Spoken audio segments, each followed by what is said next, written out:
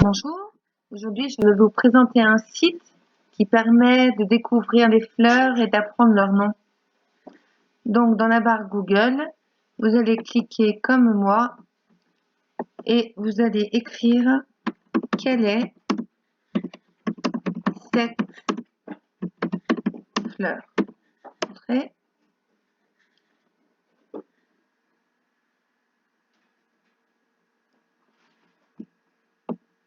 Voilà, j'ai trouvé quelle est cette fleur. Donc, vous avez le choix. Par exemple, vous imaginez, vous êtes dans la nature, vous vous baladez, vous trouvez des jolies fleurs, vous les prenez en photo. Un petit conseil, quand on peut voir les feuilles aussi sur la photo, c'est un indice supplémentaire. Donc vous avez le choix entre deux manières de procéder. Soit vous procédez par une recherche multicritère, soit une recherche par clé. Les deux fonctionnent. La recherche multicritère, on clique dessus. Et là, vous avez un petit formulaire à remplir. Le nom de la plante, on va imaginer que vous ne la connaissez pas, et son genre non plus. Par contre, la couleur, forcément, vous la connaissez puisque vous êtes en train de l'observer. Allez, on va dire que cette fleur, elle est jaune. Et puis, son nombre de pétales, alors, vous observez toujours. Allez, on va dire qu'il y en a plus de 6. La symétrie florale. Si vous vous rendez compte que c'est une fleur symétrique, regardez sur le petit dessin à droite. Il y a deux sortes de symétrie. La symétrie radiale ou la symétrie bilatérale. S'il y a une symétrie, vous cliquez ici, vous choisissez une des deux. S'il n'y en a pas, vous laissez l'item choisir si connu. La période de floraison. J'observe cette fleur au mois d'avril, donc on va dire qu'elle fleurit au mois d'avril. La disposition des feuilles. C'est pareil, sur votre droite, vous avez des dessins qui vous permettent de choisir quelle est la position des feuilles.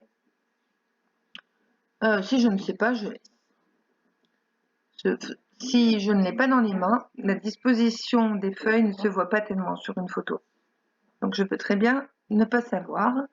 Et l'altitude, nous habitons à Bouège. Moi, hier, c'était à 800 mètres que j'ai repéré une fleur donc jaune avec plus de 6 pétales.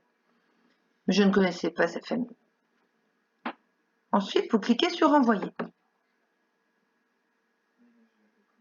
Vous attendez un petit peu pour que les photos s'affichent. Et là, il y a 16 réponses possibles. Eh bien, vous cliquez sur la photo qui ressemble le plus à votre fleur. Moi, par exemple,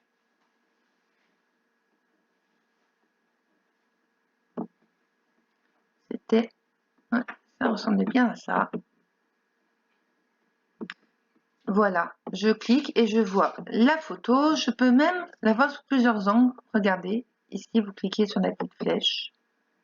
On voit très très bien les feuilles ici. La fleur, une fois qu'elle est fanée, et ses graines parachutent. Donc ça confirme bien ce que j'ai vu là au niveau des feuilles. Et puis, il y a même un dessin à côté qui est intéressant également pour observer plus finement. Ensuite, ici, donc, il y a les indications que vous aviez données, sa taille, sa couleur, sa date de floraison. Et vous avez également trouvé son nom, le pissenlit.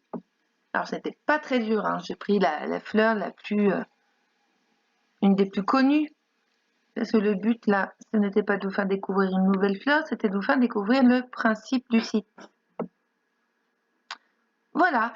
Eh bien, à vous maintenant d'aller vous promener et d'ouvrir grand vos yeux pour regarder finement ces fleurs. Je vous souhaite de bons moments en pleine nature. Au revoir.